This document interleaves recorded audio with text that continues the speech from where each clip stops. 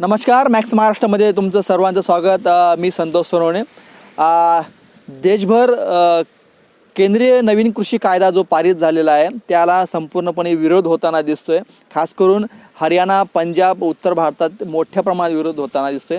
महाराष्ट्रात नेमकी काय परिस्थिती आहे? महाराष्ट्रात पण आता हळूहळू त्याला विरोध व्हायला सुरुवात झाली. काही राजकीय पक्षांनी त्यात उडी घेतलेली आहे. आपण जळगाव जिल्ह्यातील कानळदा शिवारातील एका शेतात आहोत. माझ्याबरोबर काही शेतकरी आहेत जे शेतात रोज दिवसभर राबत असतात. नेमकं काय त्यांना या कायद्यासंदर्भात माहिती आहे आणि या कायद्याला त्यांचा विरोध आहे का, आपण त्यांच्याकडनं जाणून घेणार. तसंच काही कृषी तज्ज्ञही माझ्याबरोबर आहेत. आता हे जे शेत जे आहेत हे बाजूला कपाशीचं शेत आहे आणि हे मक्याचं शेत आहे, ज्वारीचं शेत आहे. आता आपण त्यांच्याशी शेतकऱ्यांशी बोलणार आहे, त्यांचं काय मत आहे. चंद्रकांत चव्हाण हे शेतकरी आहेत. गेले अनेक वर्षापासून ते शेती करत आहेत, वेगवेगळे प्रयोग करत आहेत. केळी घेत आहेत, ते केळी, कापूस, मका वेगवेगळे उत्पादन घेत असतात. दादा, नेमकं काय तुम्हाला वाटतंय, नेमकं आता नवीन कृषी कायदा जो झालेला आहे या संदर्भातलं शेतकऱ्यांच्या नेमके काय अडचणी? अल्पभूधारक जे 3 विधेयक आलेले आहेत त्या विधेयकावर तुम्हाला काय माहिती आहे आणि तुम्ही कसं बघतात ह्या विधेयकाकडे? मुळात म्हणजे आपल्या देशात लोकशाही आहे. लोकशाही म्हणजे लोकांच्या कल्याणासाठी चालवलेलं राज्य किंवा केंद्र सरकार, त्या माध्यमातून लोकांच्या उन्नतीसाठी कार्य करणं हे सरकारचं कर्तव्य आहे. दुसरी गोष्ट, जसं लोकशाही प्रधान आपला देश आहे तसाच आपला कृषीप्रधान देश आहे. कृषीप्रधान देश एवढा मोठा देश असताना ह्या लॉकडाऊनच्या पिरियडमध्ये सरकारने जे एकतर्फी निर्णय घेतले हे सर्वसामान्य छोट्या मोठ्या शेतकऱ्यांना त्यातली काही माहिती नाही आहे. तर सरकारने तळागाळातल्या शेतकऱ्यांपर्यंत संपूर्ण हा कायदा कसा आहे, याची अंमलबजावणी कशी होणार आहे आणि शेतकऱ्यांना याचा लाभ कसा होणार आहे हे सरकारने स्पष्ट केलं पाहिजे. दुसरी गोष्ट, देशामध्ये अनेक प्रकारच्या मोठ्या मोठ्या शेतकरी संघटना आहे. त्या शेतकऱ्यांच्या संघटनांशी चर्चा करूनच हा निर्णय घ्यायला पाहिजे होता. तर ह्या गोष्टी अशा एवढ्या चिघडल्या नसत्या. तर हा जो कायदा आहे या कायद्याचं संपूर्ण शेतकऱ्यांना आधी मार्गदर्शन झालं पाहिजे. त्यावेळेसच शेतकऱ्यांना याच्यातलं काय याच्यात त्रुटी आहे काय ह्या माहीत पडणं. पण थोडं वर असं जाणवतं आहे की अशा ह्या कायद्यांमुळे FMC आपला जो शेतकऱ्यांना हमी भाव आहे, ह्या हमी भावाबद्दल या कायद्यामध्ये काही त्यांनी लेखी स्वरूपात काही दिलेलं नाही आहे असं माहीत पडतं आहे. याच्यामुळे शेतकरी अडचणीत येऊ शकतो. दुसरी गोष्ट, लहान मोठे जे शेतकरी आहे हे कॉन्ट्रॅक्ट फार्मिंगमुळे यांच्यावर काय परिणाम होणार आहेत हे सरकारने आधी निदर्शनात आणलं पाहिजे. पण यामध्ये जो हमी भाव जो आहे, हमी भावाचा जो कायदा म्हटले आहेत त्या संदर्भात सगळ्यात जास्त महत्त्वाचं आहे. काही जे कॉन्ट्रॅक्ट फार्मिंग संदर्भातलं आहे, अल्पभूधारक शेतकऱ्यांना खूप अडचणीचं ठरणार आहे. ते छोटे शेतकरी आहेत.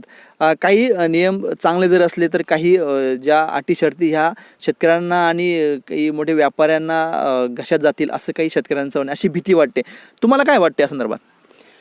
नाही, हे जेव्हा प्रत्यक्षात मी तुम्हाला आधीच सांगितलं की ज्या वेळेस संपूर्ण कायदा तुम्ही कशा पद्धतीने हे तयार केलं आहे हे शेतकऱ्यांना जोपर्यंत निदर्शनात येत नाही तोपर्यंत आम्ही त्यात असं पूर्ण काही सांगू शकत नाही. सरकार कुठलंही असो कोणत्याही पक्षाचा आम्हाला त्याशी मतलब नाही आहे. शेतकऱ्यांच्या हिताचे निर्णय घेणारा कसे घेतले हे समजायला पाहिजे शेतकऱ्यांना. तेव्हा शेतकरी त्याच्यावर बोलू शकतील चांगल्या पद्धतीनं. निश्चितच शेतकऱ्यांना हा कायद्यासंदर्भातला लॉकडाऊनच्या काळात घेतलेला आहे. शेतकऱ्यांना विश्वासात न घेता काही शेतकरी संघटना आहेत यांनाही विश्वासात न घेतला हा कायदा पारित केला शेतकऱ्यांचं म्हणणं आहे. बऱ्याच शेतकऱ्यांना हा माहिती नाही नेमकं काय कायदा आहे हे. सरकारने जर अगोदर सांगितलं असतं तर ही परिस्थिती आली नसती असं एक शेतकऱ्यांचं म्हणणं आहे. आपल्याबरोबर कृषी तज्ज्ञ आहेत जे कृषी तज्ज्ञ अनेक त्यांनी अभ्यास केलेला आहे कृषी संदर्भातला. आपण त्यांच्याशी बोलणार आहेत. दादा, नेमकं काय वाटतं तुम्हाला, हा कायदा शेतकऱ्यांच्या हिताचा आहे की काही गोष्टी चांगल्या आहेत, काही त्रुटी आहेत? या संदर्भात काय तुम्ही कसं बघतात या कायद्याकडे? हा कायदा फार पूर्वीपासून हा कायदा व्हावा असं भारतामध्ये जे काही शेतीसाठी काम करणारे नेते आहेत आणि खऱ्या अर्थानं ज्यांना शेती क्षेत्राची कणव किंवा जाण आहे त्याच लोकांनी या कायद्याबद्दल पूर्वीपासूनच खूप आग्रह धरलेला होता. आणि आता सध्याच्या परिस्थितीमध्ये विद्यमान केंद्र सरकारनं हा कायदा लागू केला. त्यांनी लागू केला, परंतु फक्त त्यामध्ये एक अशी शंकेची पाल अशी चुकते की कोणत्याही प्रकारची सार्वजनिक चर्चा न करता हा त्यांनी एक प्रकारे थोपवला संसदेच्या माध्यमातून.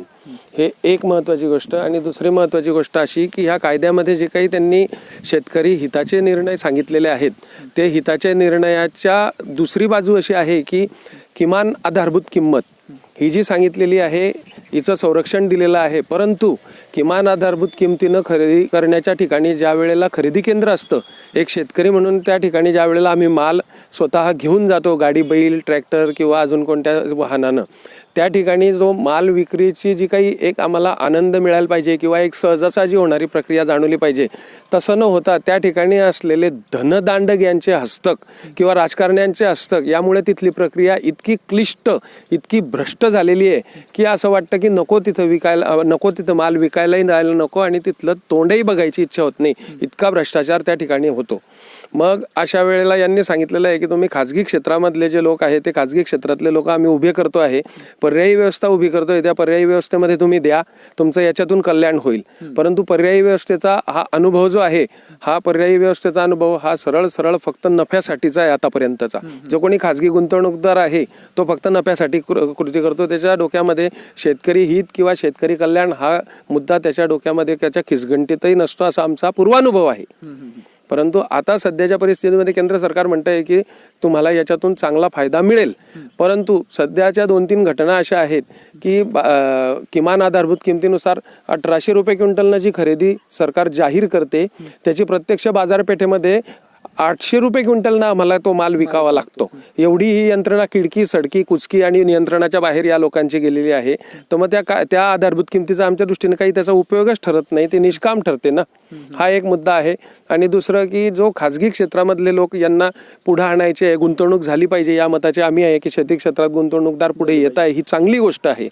आणि त्यांच्यासाठी चांगले बाजारपेठ उपलब्ध करून देणं, त्याच्यानंतर त्यांना सुविधा देणं, कायद्याचं संरक्षण देणं, याच्या आम्ही स्वागत करतो. परंतु सर्वात महत्त्वाची गोष्ट अशी आहे की ज्या वेळेला हे लोक सांगतात त्याप्रमाणे कृती होताना दिसत नाही. उदाहरणार्थ, आता या मागच्या महिन्यामध्ये एक साधं उदाहरण आहे की आमच्या बाजूचा जिल्हा आहे आणि आमच्याही जिल्ह्यात बरेचसे शेतकरी कांद्याचं उत्पादन घेतात. तर कांद्याची बाजारपेठेमध्ये भावामध्ये तेजी आली, तर त्याच्यातून शेतकऱ्याला 2 पैसे मिळणार होते. तर हे सरकार म्हणतं की आम्ही तुम्हाला निकोप स्पर्धा देतो आहे, तुम्ही खुल्या याच्यात करा, हे करा. तर एकीकडे सांगतं की आम्ही खुली स्पर्धा देतोय, तुमचा फायदा व्हावा, आणि दुसरीकडे निर्यात बंदी करतं. निर्यात बंदी करता बरोबर काय झालं, जे भाव चढे होते ते सर्व गडगडले आणि शेतकऱ्याचं प्रचंड मोठं नुकसान, अक्षरशः कंबरड मोडलं ह्या लोकांनी.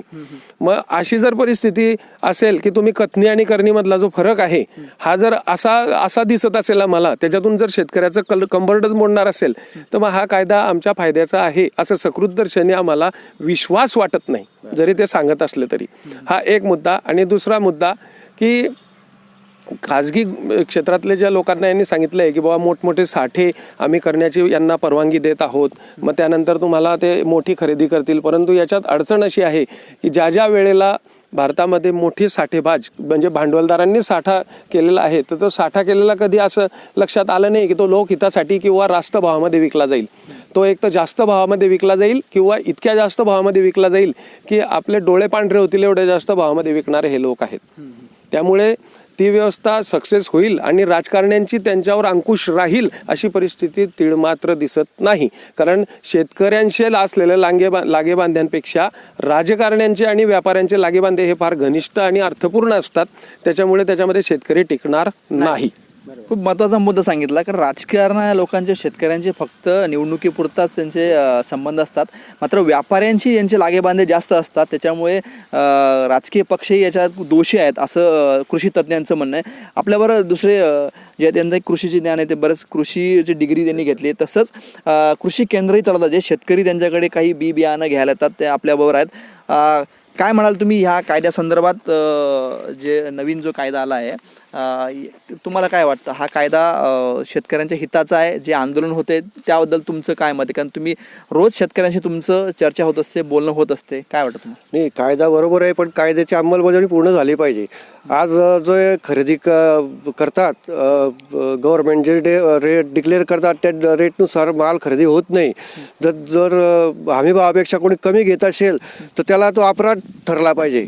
अपराध ठरवलेला पाहिजे की हमी भावापेक्षा कमी भाव खरेदी केला कोणी व्यापारी त्याचा अपराध ठरवला पाहिजे त्याच्यामध्ये कायद्यामध्ये. अच्छा, अपराध ठरवला पाहिजे कारण कायद्यामध्ये असं त्यांचं म्हणणं. आपल्याबरोबर दुसरे शेतकरी आहेत भैया चव्हाण, आपण त्यांशी बोलणार.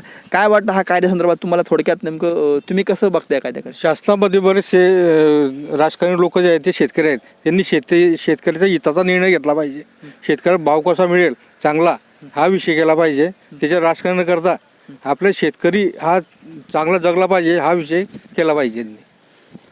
निश्चितच शेतकऱ्यांची पण तीव्र भावना आहे. मात्र हा जो कायद्यासंदर्भातलं जे खास करून महाराष्ट्र जसं पंजाब, हरियाणा आणि उत्तरेकडच्या राज्यांना बऱ्यापैकी याची जाणे खूप मोठ्या प्रमाणात आंदोलन केले. महाराष्ट्राचे शेतकरी खास करून त्यांना नेमका हा कायदा हा माहीत नाही आहे. काही कृषी तज्ज्ञांचं मत आहे की राजकारणी आणि व्यापाऱ्यांचे खूप संबंध असतात या राजकारणासंदर्भात नेमकं या संदर्भात. आणि शेतकऱ्यांचं असं म्हणणं आहे की कायदा हा शेतकऱ्यांच्या हितात झाला पाहिजे, हिताचा कायदा होतो.